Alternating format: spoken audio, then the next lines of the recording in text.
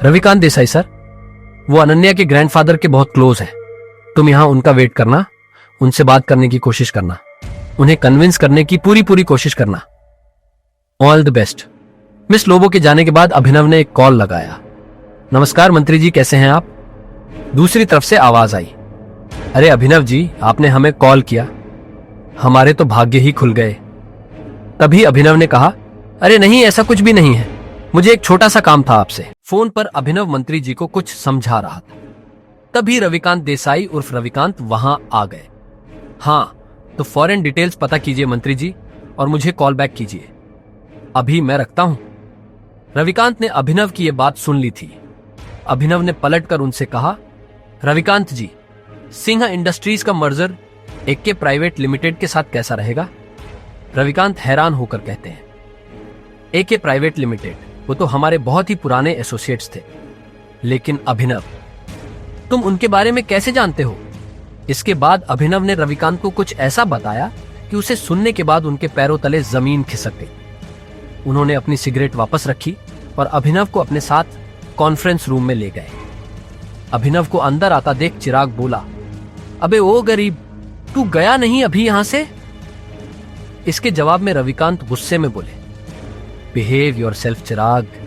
फिर अनन्या की तरफ देखते हुए बोले, हमें अभिनव को एक मौका देना चाहिए, उसके पास एक बहुत अच्छा प्लान है। ये सुनते ही चिराग हंसते हुए बोला, प्लान, वो भी इस गरीब घर जमाई के पास? रविकांत से रहा नहीं गया और उन्होंने चिल्लाते हुए चिराग से कहा, बरखुरदार, जितनी तुम्हारी उम्र नहीं है उससे ज्यादा मुझे इस कंपनी को चलाने का एक्सपीरियंस है, हमें अभिनव को सुनना चाहिए। तभी चिराग बीच में बोला, ऐसे कैसे बोल सकते हैं आप? कहना क्या चाह रहे हैं आप? इस नोकझोंक के बीच अनन्या एक गहरी सोच में थी। उसे अपने दादाजी की कही एक बात याद आ रही थी।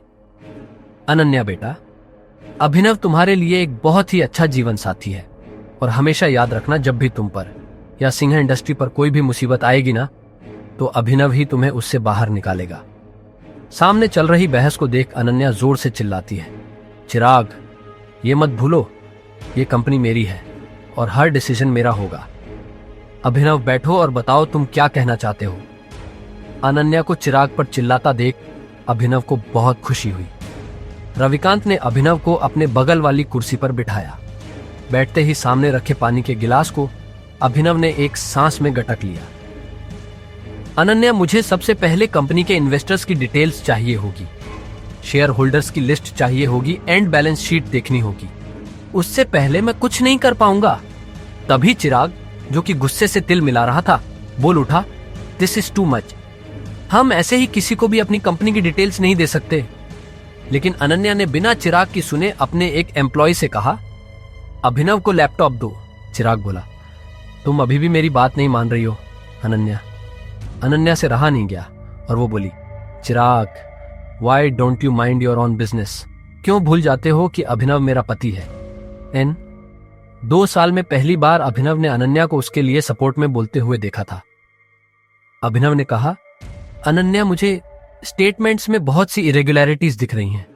हमारे इन्वेस्टर्स के चले जाने का एक पैटर्न भी दिखाई दे रहा है। बैलेंस शीट की काफी ऐसी ट्रांजैक्शंस है जिस पे मुझे डाउट है। चिराग बोला, ये क्या बकवास कर रहे हो? ये सब तो हवाई बातें हैं। ये बताओ कि कंपनी को दिवालिया होने से कैसे बचाओगे तुम? गिरते हुए शेयर्स को कैसे कंट्रोल करोगे तुम? अभिनव ने अनन्या को देखते हुए कहा, अनन्या, हमें कंपनी के शेयर्स बाय बैक करने होंगे। ये सुनते ही चिराग ताली बजाने लगा, ब्रिलियंट आइडिया। तुम्हें क्या लगा अभिनव, ये सब हम लोग ने डिस्कस नहीं किया होगा? अभिनव, हमारे पास फंड्स कहां हैं? अभिनव ने कहा, okay, let me make a call. इतना कहते ही अभिनव ने अपने फोन से एक नंबर मिलाया और उसके बाद जो उसने फोन पर कहा उसे सुनकर अनन्या के साथ सबके सब हैरान हो गए। चिराग और मोती की आंखें फटी की फटी रह गई। मिस्टर अकरम, मेरी बात ध्यान से सुनिएगा। एके प्राइवेट लिमिटेड के अकाउंट से सिंह इंडस्ट्रीज के अकाउंट में अभी के अभी 500 करोड़ ट्रांसफर कीजिए। दूसरी बात, एके प्राइवेट लिमिटेड और सिंह इंडस्ट्रीज का मर्जर जो है उसको पब्लिकली अनाउंस कीजिए अभी। और हाँ, आहूजा कॉर्पोरेशंस के जितने भी शेयर्स हैं सब खरीद लीजिए। रविकांत अभिनव की बातें सुनकर मुस्कुरा रहे थे, लेकिन अनन्या अभिनव की इतनी ऊंची बातें सुनकर हैरान थी। उसे यकीन ही नहीं हो रहा था कि उसका घर जमाई पति कंपनी के मालिक से बात कर उसकी सिंह इंडस्ट्रीज का मर्जर करवा रहा था। अनन्या ने आखिरकार हिम्मत जुटाकर पूछा, अभिनव, कौन हो तुम? मुस्कुराते हुए अभिनव ने अनन्या की तरफ देखा, लेकिन उसने कोई जवाब नहीं दिया। आगे की कहानी जानने के लिए देखें अगला एपिसोड सिर्फ पॉकेट एफएम के यूट्यूब चैनल पर, और द रिटर्न ऑफ टाइगर के सारे एपिसोड्स को सुनने के लिए डिस्क्रिप्शन में दी लिंक से डाउनलोड करें पॉकेट एफएम ऐप।